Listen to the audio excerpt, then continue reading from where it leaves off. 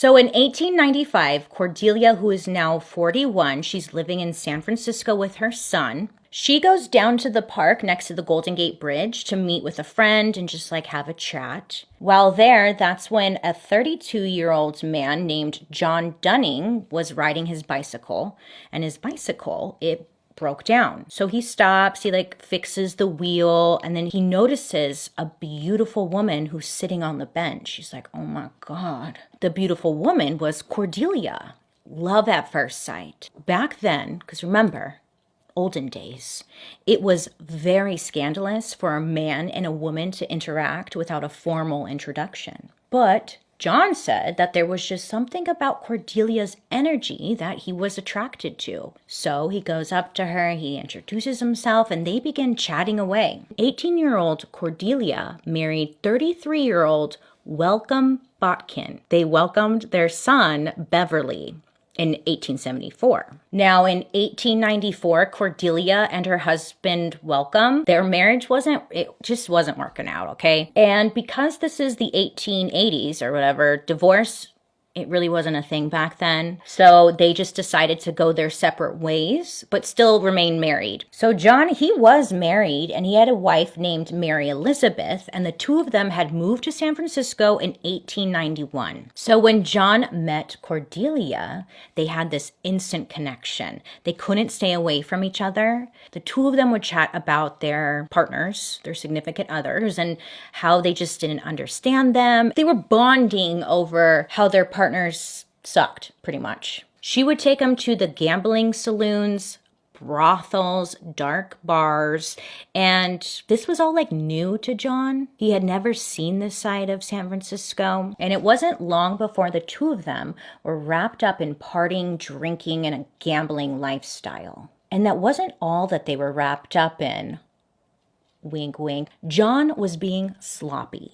He wasn't trying to hide the fact that he was having an affair or hide the fact that he was hanging out with this new friend Cordelia, which led to people seeing them and everybody talking. And it wasn't long until John's wife, Mary Elizabeth, found out about his affair. In 1896, Mary Elizabeth decides to leave him, and she returns to Dover, Delaware, to live with her mother and father. The relationship between John and Cordelia would end up lasting almost 3 years. And then in March of 1898, the Associated Press, they were looking for a top-notch reporter to do an excellent reporting because the United States was on the brink of what was about to become the Spanish-American War. So they need someone to report on this, and John is like the best of the best. So John gets hired for the job, and he has this moment of clarity where he's like, okay, I got this great job opportunity. I got to stop partying, this lifestyle,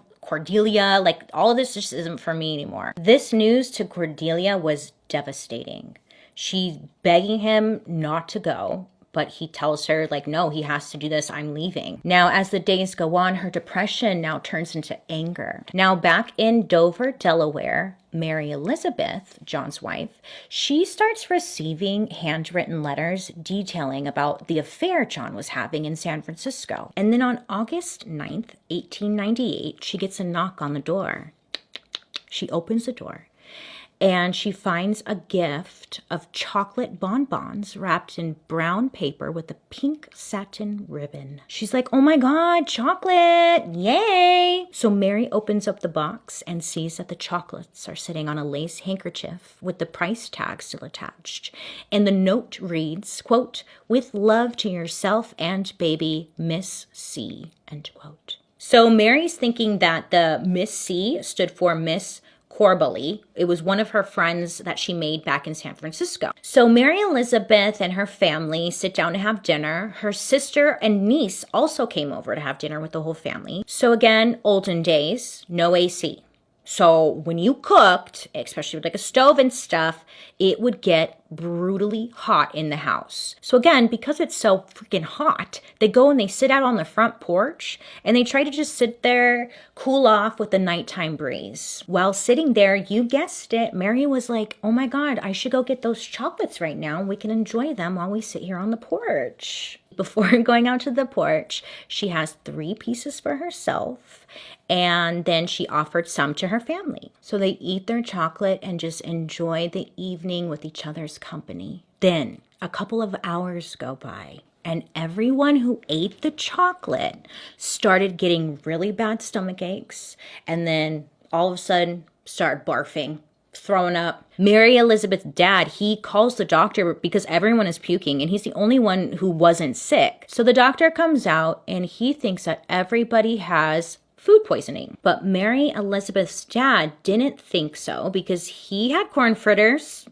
and he wasn't throwing up. After a couple hours of some intense puking, everyone seemed to get better except for Mary Elizabeth and her sister. And he goes with his gut feeling and he calls another doctor to come and check on his daughters. The doctor tells the family that he believed they had been badly poisoned. And they're like, oh my God, what do we do with this information that you have just given us? And the doctor's like, I'm sorry, there's nothing I can do to save you.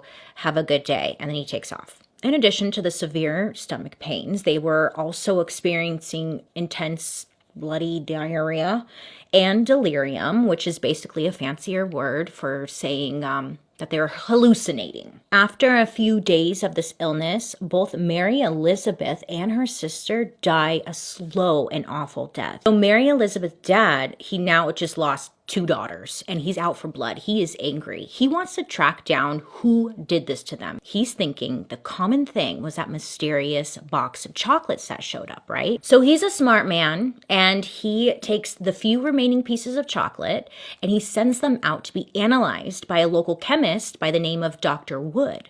Now, Dr. Wood, his report came back and said that the chocolates tested positive for arsenic. So with Mary Elizabeth dead, Dad knew that he had to tell his son-in-law, John Dunning, that his wife that he planned to come back to had died. When John gets to Dover, Mary Elizabeth's dad tells him about the chocolates. Oh, yes. So the dad is also cleaning out his daughter's things, right? And he finds those strange letters that were shoved in a drawer. Now, since John was obviously the topic of conversation in the letters, the dad, he shows them to John. He's like, look what I found, these weird letters. Someone was writing my daughter. John takes one look at the letters and he knows exactly who wrote them. So he tells the dad, look, I know whose handwriting this is. Dad then hands John the card from the box of chocolates and asks if he thinks Cordelia, this Cordelia woman, was the one who wrote the card too. Now, John takes a look at this and he's pissed because the card has the same handwriting as the letters, which means Cordelia most likely wrote the note herself, which means Cordelia probably sent those box of chocolates, which meant that Cordelia most likely murdered his wife. Dad is obviously mad. He's pissed off because he knows, or he thinks he knows 100%, who killed his daughters, and he wants justice.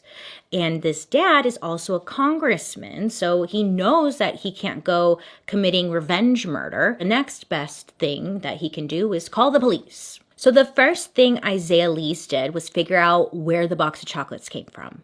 That wasn't so hard because the brown paper and pink satin bow the box was wrapped in was pretty well known around San Francisco. They find the store clerk who remembered selling half a box of chocolate bonbons on July 31st to a woman who was short, stout, and kind of frumpy looking. And the clerk remembered that it was weird that the woman only wanted half a box of candy. And the woman buying the chocolates told the clerk that she planned on adding in her own homemade chocolate to the box. Also, it was found that on the handkerchief that was left in the box, it had a price tag left on it. So this led the investigators to the City of Paris department store, which at the time was San Francisco's most important department store. So they go down to the department store and they talk to a saleswoman by the name of Miss Grace Harris. Now, she remembered the customer who purchased the handkerchief because she thought that the woman looked just like her dead mother. This saleswoman also had a picture of her mom with her, and she's like, she looks like my dead mom. The clerk, a man named John Dunnigan, he had no problem remembering the package sent to Miss John Dunning because he thought, oh my God, it sounds just like my name because his name is John Dunnigan. I know this is getting confusing, but he just remembered the box being shipped out. So they had 3 clues down and they had 1 to go. The last piece of the puzzle was the arsenic. Where did it come from? They finally talked to a clerk at the Owl Drug Store who remembered selling arsenic to a woman who, surprise, surprise, also resembled Cordelia. They obtained a search warrant for the room that Cordelia was staying at in the Victoria Hotel to see if they could find anything else. So they get into Cordelia's home. She's not there. Great. We already know, like, Cordelia is kind of sloppy with her killing job. So when they go inside, they see that she left the leftover string and wrapping paper that matched the box of chocolates in her room after she left.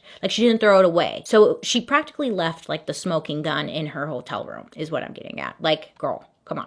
So on October 28th, 1989, Chief Lees presented his case against Cordelia before the grand jury. Police found Cordelia at her sister's house in Healdsburg, California, and they arrested her. When the police showed up, they're like, pack your things, you're going to jail. And Cordelia said, sure thing, just wait right here and I'll go pack. And boy, did she pack. She packed her trunk so heavy that it took 2 police officers to carry it out of there. I guess she figured that she was probably going away for a while and she needed every outfit she owned. Or she was stalling. Now, this case was interesting because it was the first case of murder by mail. And on February 4th, Judge Cook sentenced her to life in prison. And that, my friends, is a story of Cordelia Botkin. I hope you have a wonderful rest of your day. You make good choices. I'll be seeing you guys later.